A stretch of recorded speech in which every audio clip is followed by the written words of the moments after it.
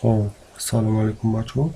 در این برآمد ما اویدی یعنی گرفتن کارت از برنامه امانت موبایل صحبت میکنیم که رفت سراغ کارت شما بود میشده با یگان سبب دیگر میخواین که کارت خود رو از برنامه امانت موبایل گیرین، یعنی معلومات های کارت رو پاکش کنین با گپ دیگر او دلیتش کنین و برنامه امانت موبایل وارد میشویم.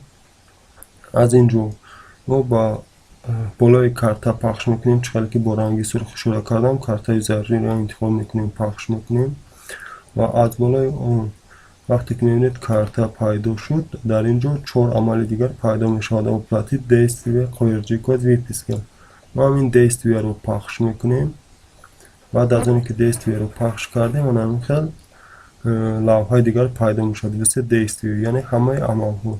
ما открепить رو انتخاب میکنیم و با بالای اون پخش میکنیم. خب کارت ما از برنامه امانت موبایل گرفته میشود و ما میتونیم با جای اون یگان کارت دیگر رو گذاریم. اگر سوی کارت ما بوشیده باشد، کارت نو گرفته باشیم، میتونیم آن رو گذاریم.